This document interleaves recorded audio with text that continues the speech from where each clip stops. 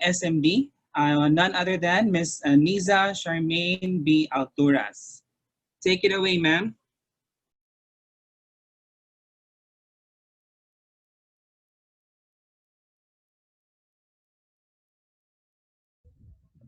All right. Hello. Good afternoon. Good morning. Good evening.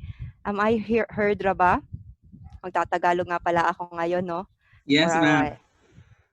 Okay. So hindi pa ako makapag-share. Right? So a little bit story no on how I came to have a virtual background right now at hindi ako nagcha-choppy kasi 2 minutes bago magsimula yung PT, no, bago magsimula yung meeting natin, biglang naputol yung internet namin sa bahay. So we drove at a speed of light. Andito kami sa bahay ng coach ko ngayon, no? Nakidistorbo kami.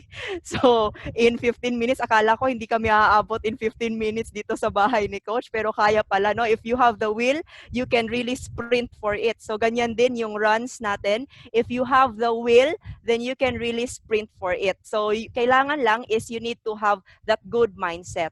Okay, go Ma'am Ni, sabi ni Ma'am Rose. So I can't seem to grab the ayan, okay na. Okay.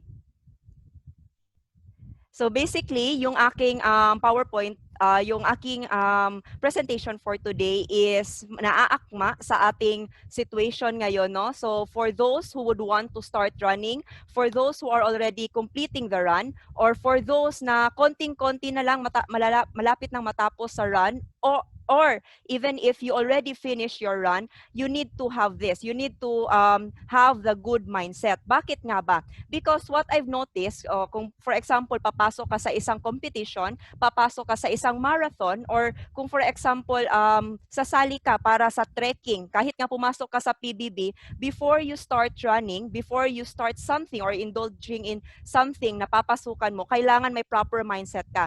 Bakit? So that you can finish it fully. So yan yung nakikita ko, no? So for example, may mga nagsisimula sa mga marathon, may mga nagsisimula na makipag-compete, pero hindi nila natatapos. Bakit? It's because they don't have the proper mindset. They are not properly oriented. Kung ano ba yung dapat na mindset mo pagsimula mo pa lang or para matapos mo siya. And yan yung aking presentation for today. So I hope you will be inspired to do the run if you are starting, or you will be motivated to finish your run if you are completing, or if you have already finished your run, you will be motivated to continue on running. Okay, so let's start.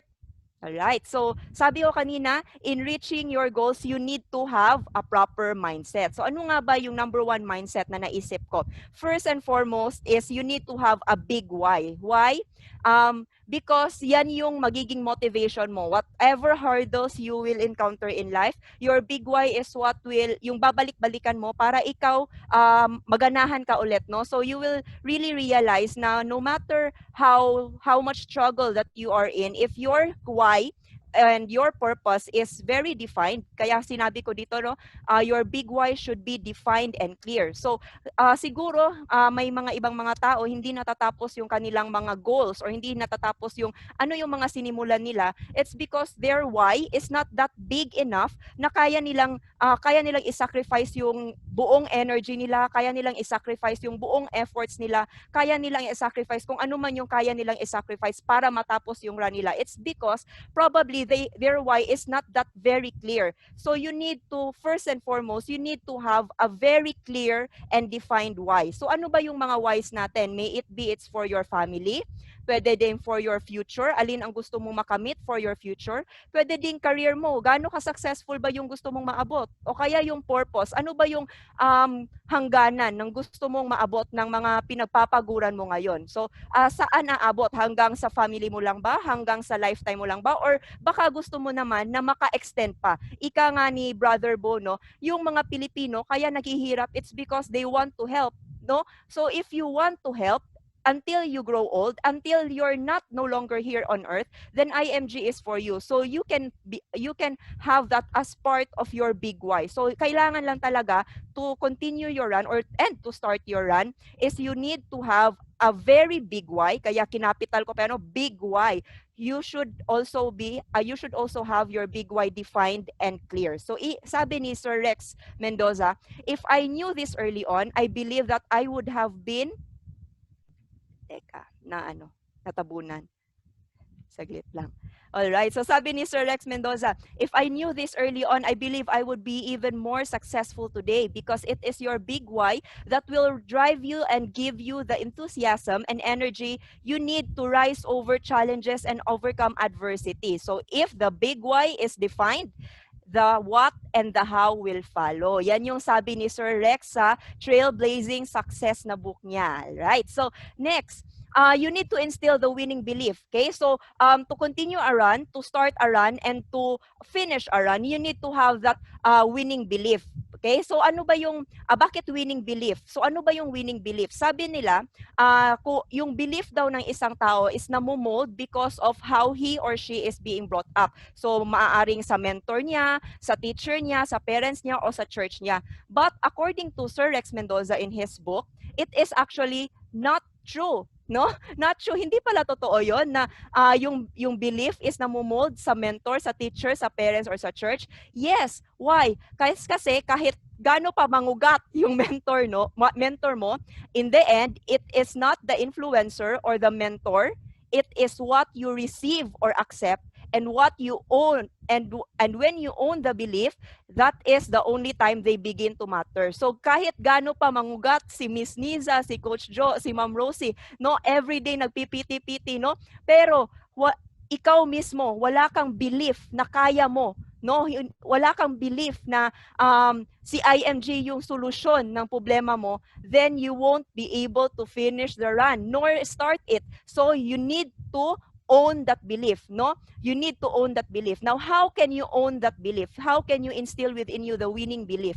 First is, yun, may padagdag, no? Kahit si Sir 𝙗𝙗𝙗 pa yung direct na nag-mentor sa'yo, pero kung ayaw mong i-accept yung sasabihin ni Sir 𝙗𝙗𝙗, kahit si Sir 𝙗𝙗𝙗 pa yan, yung coach mo, hindi ka din makakatapos pa rin sa run mo. Because again, you need to own that belief. So what are the beliefs that you need to duplicate, or what are the winning beliefs that you need to do to become successful? All right? So first is, ayan. So you need to have that the whole world is conspiring to make me a success. Yan yung number one na belief, no? Anong ibig sabihin yan, no? May example dyan. May dalawang tao daw na ni-cross sa EDSA. So medyo mahirap sa Tagalog, no? May dalawang tao na nitabok sa EDSA. So, sabi nung isa, nung pag-cross niya sa EDSA, malapit siyang masagasaan. Sabi nung isa, ano ba naman to? So, nag-curse siya, no? Kinurse niya yung driver. Ano ba naman tong driver na to? Hindi magaling mag-drive. Hanggang sa pagpunta niya sa trabaho niya, galit na galit siya, no? Pinagsasabihan niya yung mga kaibigan niya, yung driver, malapit siya nasagasaan sa EDSA, muntika na siyang namatay dahil yung driver hindi magaling mag-drive. Hanggang sa pag-uwi niya, natapos na yung araw, ganun pa din yung pinagsasabi niya. Hanggang sa pagtulog niya, pinanaginipan pa din niya yung driver niya, at pagka kinabukasan, gumising siya, na galit pa din sa driver. Yun. So yung second naman, na same din, malapit din siyang nasagasaan sa EDSA, pagtabok, no, pag-cross niya sa EDSA, malapit siyang nasagasaan, iba yung reaction niya. Praise God! No, sabi niya, it's an extended life. So what happened? He hugged the driver. Sabi niya, Kuya, salamat at you stopped at the right time. Pagpunta niya sa trabaho, he was very blessed. So he felt na it is an extended life. Pag-uwi niya sa bahay, very happy siya, no? Very happy siya. Sabi niya na, Lord, thank you for this another life that you gave me.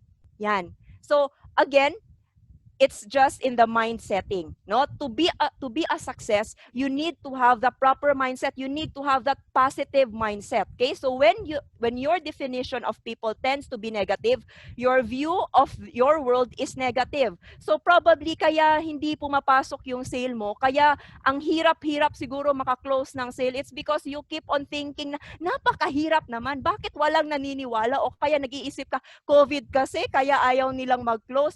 But hindi mo baguhin yung pag-iisip mo. Isipin mo na kailangan nila ito, hindi pa nila na-realize, no? So you need to be very positive, no? You need to be very positive on how you view things, no? Instead of thinking about it negatively, you need to be positive about it. Okay, so number two of the successful belief that you need to inculcate is I love being with people. Yan. That is what, this is one actually yung sinasabi ko. Before pa ako nag-IMG, sabi ko na, matagal ko na talagang pinapangarap nga na saan ba ako makakahanap ng career na salita lang ako ng salita at may perang dadating. No? So, nung pagpasok ko sa IMG, sabi ko, parang ito talaga yung para sa akin. Kasi I love being with people. No? I am really talkative. I love to talk to people. Hindi ako magaling makipag-usap sa mga hindi ko kakilala, pero pag sila na yung makipag-usap sa akin or meron ng mga audience, no, ang sarap-sarap makipag-usap, especially if what you are sharing is something na nakakatulong sa kanila. So, no, you need to have that belief na you love to talk to people. So, if for example, ayaw mong kausapin yung mga tao, dapat isipin mo na ang sarap makipag-chismisan. So ano ba yung ipag-chismis mo? I-chismis mo si IMG, no? Chismis pa more, sabi nga ni Ma'am Neri dati, no? Chismis pa more, i-chismis ko pa si IMG. Yun, sabi ni Ma'am Neri, absolutely, ma'am. Alright, so the number 3 successful belief that you need to think, no? To finish your run is, there is nothing that I can't learn. There is nothing I can't learn if I put my heart into it. Yun, isipin mo na lahat ng butang, ano ba yung lahat ng butang? Lahat ng bagay, no? Lahat ng bagay is napag-aaralan. So if you put your heart into it, if you love what you are saying, if you really believe what you are saying, you will really become successful. Sabi ni Sir Noel Arandilla, winning is a habit to win, not to quit. Yan, so that's the number 3 of the successful belief that you need to inculcate or you need to instill within you, is you need to master your strengths, learn your weakness, and find the people who could compensate those things that you can. Okay, so you need to learn what you can and put your heart into it. Number 4, okay, kaya inuna ko talaga yung biggest why. Okay, because this is the number 4 successful belief that you need to instill. You cannot, and again, you cannot fail those people who are special to you. Yun, sabi ni Sir Rex Mendoza, this has been my conviction over the years in my career, in the businesses that I handled, and in all the investments that I've made, and in my life in general. I cannot fail the people who are special to me. So kung meron kang very clear why, for example, it's for your child. For example, sa akin, no, it's for my child. No, what will happen if I'm gone? Ano yung ipapasa ko sa anak ko? No? So here in IMG, you are building relationship. No, you are also building your wealth. So kahit wala ka na, you're sure na what you are building here is something that could sustain your family in the long run. Kahit walang matira sa pamilya nyo, meron ka ding mga pamilyang mabubuo dito sa IMG. And that is what I constantly think. So if your big why is your family, if your big why is very clear and very deep, something that could make you cry, then you cannot fail them. If you quit, then you are feeling them. So you need to instill that. This is the number 4 successful belief that I realized that I need to have, no, because, and everybody needs to have, because you cannot fail somebody who is special to you. Yan. And with that, kahit pagod ka na sa race that you are running or marathon that you are running, if your goal is very vivid and clear, you will definitely hit it. You will definitely reach the top because you cannot fail in reaching your goal. All right. So number 3, that the mindset that you need to have in starting, in finishing, and in continuing a run or a marathon is you need to be coachable. Okay? So ano ba yung ibig sabihin ng coachable? I would just like to emphasize, no, a story that I've heard few years ago. Direct ko siyang narinig sa mga runners, no? Yung pinakaunang Filipino team, nakalimutan ko na kung ano yung mga pangalan nila. So yung pinakaunang Filipino team na naka-conquer ng Mount Everest. So sila yung guest speaker ng previous company that I have been with. So I've heard their story, and number 1 that struck me the most is sabi nung mga teams, no, they were talking about their coach. sabi ng mga teams, many times while they are they are trekking Mount Everest, sabi nila na gusto ko na talagang mag-quit. Sabi nila, babalik na lang tayo sa daan natin kasi napakahirap. Sabi ng coach nila, tapos may isa pa doon na casualty, no, na aksidente siya. So sabi nung iba, they are midway, no, they are already midway. Sabi nila, balik na lang tayo sa daan, baba na lang tayo, wag na lang natin iabot kasi baka may mamatay. 'Yon. Sabi ng coach nila, no, hindi tayo bababa on that same route. Hindi tayo bababa. Tayo ay we will reach the top and we will tread on the other way. Bakit? Because alam ng coach na pagbababa sila, yung route na dinaanan nila is mahirap babain, no? Madali lang siyang akyatin pero mahirap babain. Yung after the top and then mag-cross sila after that one, dun sila safe na lalanding. So yung iba gusto na nilang bumaba, pero they have that coachability. Kahit gusto na nilang mag-quit, gusto na nilang bumaba, ayaw ng coach nila and they follow their coach. Walang ibang question. Pag sabi ng coach na, we will tread, tatapusin natin to, bababa tayo sa kabilang dako. Hindi natin babalikan yung dinaanan natin, tatapusin natin tong run natin, tatapusin natin to. Walang question and they all survive. Tapos, after that, meron silang mga medical teams na kinausap. And the medical team said, buti na lang hindi kayo bumalik sa pinanggalingan nyo dahil baka ito siya ay namatay. Yon, di ba? So again, you need to have that coachability, no? Coachability mindset. That is something that I really love to. That's a story about coachability that I want to share to everybody because here in IMG, yung coach nyo is andyan para mag-guide sa iyo.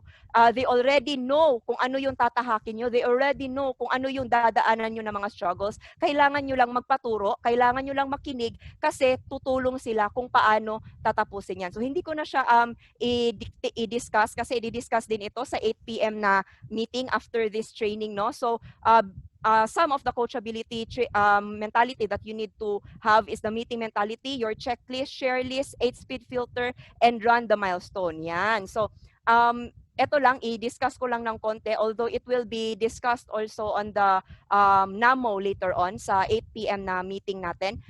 These are the milestone that you need to achieve to land on your goal. So meron kayong big why, di ba? Meron kayong goal na naisip. Ito yung platform ni IMG. Etong platform na to, for sure, you will be able to achieve the goals that you would want. Okay? So anong time na ba? Okay pa ba? Malapit na ata ako matapos. Okay? So, ito lang emphasize ko. One photo of Google. Same ba din, Mount Everest? Paano siya i-trek? So, if you don't have a proper coach, hindi mo alam na yung Mount Everest pala, meron na pala siyang bagong route. Dati, yung ginagawa nila, para itong yung base camp, no, para itong base shop ka pa nito, no, associate ka pa nito, no, aso na shit pa. So, kung gusto mong ma-promote to MD, dati pala kailangan mo pang mag-stop over dito sa Columbo Icefall, no? Para din siyang Mount Everest yung tinatahak natin na promotion para sa goal natin dito sa IMG. Dati pala is meron pa ito, no? Itong Columbo Icefall. Pero pag nagpa-coach ka ng maayos sa coach mo, pwede mo na palang idiretso yung hindi ka na mag-stop over sa MD, lahusin mo na lang. Ano ba yung lahusin sa Tagalog, no? Diretsuhin mo na. Meron akong coach sa Tagalog dito sa gilid ko, no? Diretsuhin mo na lang sa MD. So kung wala kang coach, hindi mo alam na pwede na palang diretsuhin sa SMD, yung galing associate, diretsuhin mo na. So kung MD ka na-promote ka na ng MD ngayon, huwag kang mag-stop over at saka umupo, diretsuhin mo na sa SMD kasi meron ng shortcut ngayon, no? Magpaturo ka kang coach mo kung paano i-diretso yan sa SMD yung promotion mo. So after SMD, green jacket, next ng green jacket, CEO, EVC, finally SEVC. All right. Okay, so next, are you consistent? So usually if you are checking something, along the way, minsan nakakapagod, minsan sasabihin mo, is this really for me? Yung mga ganyan na mga linya, no, is this really for me? Lalo na pag umaabot ng 1 month, tapos ang dami ng no, is this really for me? Yun yung mga common na mga questions na encounter ko, no, as early as now. Pero how can you continue on running? Again, focus on your goal.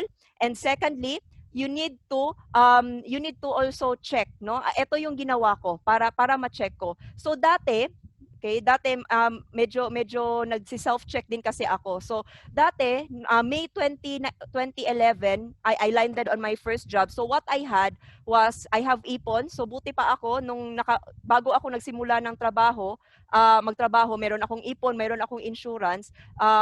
Inot ako pero maluho. Okay? So after 2 years of working, meron akong ipon, meron akong insurance, ay, parang hindi na-edit. Parang hindi na-edit yung ito na slide na to. Okay? So, hindi ito na-edit, alright? So, i-ano ko na lang. Wait. Alright. So, i-ano ko na lang ha. So, pagka 2013, actually, hindi ito nakapi-paste lang. Ito na slide na to, dito na sa 2013 nawala na yung insurance ko, no? So, kinat na yung insurance ko. So, may trabaho na ako nito pero nung pagka 2013 nawala na yung insurance ko. Meron pa din akong ipon pero inot pa din ako na maluho. So, years from now, gulong ng palad moments, inot na lang ako na maluho, wala na akong ipon, wala na akong insurance, inot na lang ang maruho, tapos may na-accumulate akong utang. So if you look at that, check your life before you came in IMG, no? Bago ka nag-IMG, ano ba yung meron ka nung IMG ka pa? So I've noticed na napaka-consistent ko na pala dati pa, no? Kaso lang yung consistency ko is pababa, no? Hindi siya paakyat. So para siyang Mount Everest. Pababa siya, no? Spaghetti pababa, no? Pababa yung aking lifestyle. So buti na lang pumasok si IMG at umakyat ako pa ulit, no? Umakyat ako ulit. So ito, when I started in IMG, January 2020, maluho, walang ipon, pero may Kaiser na, no? Annual pa. Shout out, no? sa nakapag-provide para sa annual, alright? So February, I attended a convention. After that one, nagsimula ako ng grant. So don't worry if sabihin nyo na 2 months na wala pa akong production. Ako nga yung first production ko is March, but I didn't quit, no? Instead, I became more excited every day. I attend more and more meeting and I became more and more coachable. Kaya may mga productions na din. Ayan. So March, I started running at base 0. So we all start at base 0, no? Yung pinakabababang base, no? So I promoted myself to marketing director. So at that time, March na, when I started IMG, by March, may Kaiser na ako. I fully paid off. I just finished the workshop and I fully paid off in just 3 months. I applied the workshop, no, what I learned about debt management, and I stick to a budget, no. So I paid off all my home credit debts, and then nakapag-ipon na din at saka nagsimula na akong mag-tights, no. Tapos pagka May, I became SMD. Still solo flight. So by this time, sabi ko, bakit nag-iisa pa din ako, no? Sabi ko na naging SMD na ako, pero ba't nag-iisa pa rin ako? Pero at the end of May, meron pala, no? Hindi pala ako nag-iisa. So by this time, I already have I have paid 2 years of my Kaiser. I paid out other loan investments, and may ipon investment na din ako. Continue na din ako nagtatights, at eto pa, nakapagsimula na din kaming mag-community service. And then by July, I promoted, no? So sabi ko dati, May lang yun, no? May lang, sabi ko, I was sad. I became SMD pero nag-iisip pa din ako, but nag-stop ba ako? Hindi. Padayon pa din tayo, no? Continue pa din tayo because our goal is not yet there. Hindi pa tayo nakakaabot sa tuktok, no? Patuloy tayo. The more you think na nag-iisa ako, the more that you attend meetings and the more that magpa-coach ka, the more din na mag-apply ka ng mga natututunan mo. And in July, I promoted my first gen SMD at saka meron ding 4MD, no? My target actually is to promote my first gen SMD in August. But ngayon, hindi ko inakala na we will be promoting my second gen SMD na. Shout out sa aking host kanina, si Steffi. So yan, so by Kaiser na, so yan yung mga na-accumulate ko in just 6 months of being with IMG. So itutuloy ko pa ba to? No? Again, are you consistent? How long? Time check, i-check natin, no? I-check natin yung first chapter at saka second chapter. Time check, okay, naglapas na ba ako? 10 minutes, meron pa, patapos na ako. Alright? So i-check natin, no, yung sarili natin. Before IMG, it took me years, no? Years and years ako nagtrabaho pero walang ipon, nawala pa lahat ng mga investments, walang-wala, no? Dumating yung punto na kahit Jollibee, hindi ko mabili sa anak ko, umiiyak ako noon at saka nagtatantrum siya kahit 10 more or less 10 pesos na lang yung nasa wallet ko na Louis Vuitton, no? Merong Louis Vuitton pero walang pera, no? So yan, dumating yung point na yan. Pero when I started IMG, yung if you check, it is para kang paakyat, no? Dati is para kang bumaba sa Mount Everest, pero if you just check on your history from the time that you started IMG, i-apply mo yung mga natutunan mo, magpa-coach ka, you check and you will look back, ang layo na pala nang naabot mo. No, ang layo na pala, ang dami na pala nung natulungan mo. Hindi tayo iiyak kasi nasa ibang bahay tayo, no? So, ang dami na palang natulungan mo. So, hindi mo akalain na you can make a lot of difference. So, ipagpapatuloy mo pa ba yan? Yes, ipagpapatuloy mo yan. So, that is how you can become consistent. You check on how long you have been, how many lives that you have changed, and how much your life has changed in a short time being with IMG. And you will realize na ang konti pa pala ng na-spend ko. So how much more if aabutin na ako ng 1 year, aabutin na ako ng 6 years, aabutin na ako ng 10 years, how much more can I grow? So yun lang. All right? So final message, you need to have that strong belief. Okay? Yan yung proper mindset to start, to finish, and to continue that run. Your MD promotion is not enough. Wag kang mag-associate, no? So yung associate, hindi yan natatawag na promotion. Yan yung unang tikang mo, no? So MD promotion, that's the first step. Okay? Your MD promotion is not enough. Your SMD promotion is not enough. Your green jacket promotion is not enough. You need to become a CEO, EVC, SEVC. Yan yung ating yan yung tinatawag natin na tuktok ng ating Everest. So yan yung ating dapat na ating ikabot, dapat we need to reach for that one. All right? So next is final message. The art of hanging on. All things are possible as long as you stick to it the longest, no? So hindi the shortest. Okay, next is small milestone matters. So you don't have to be great to start. You just need to start to be great. All right, so that's the end of my slide. You got to do whatever it takes to finish the marathon, no matter what. No matter what. All right, so back to you, Ma'am Rose. Steph, Ma'am Rose. Right? Thank you, Ma'am Nis. No, so let's all appreciate that very powerful sharing. No, so iba talaga, no, gem talaga tong si Ma'am Niza. No, so thank you so much, Ma'am Niza, for that very wonderful sharing. Pressured pa yan kasi nagali-dali. No, so yeah, it won't take long because we will be having the NAMO later. No, so at 8 p.m, we'll be having the new associate members orientation. So that is intended for the new members. No, please call up your team to tune in to the 8 p.m, especially yung mga bagong member kasi that's the starting point, no? So sabi ni Sir Marvin, NAMO or fast start is very important because yung ibang member nag-join sa IMG, join on quit, no? Hindi nila naintindihan talaga what's waiting for them. But now, importante talaga yung fast start mentality. So that's NAMO.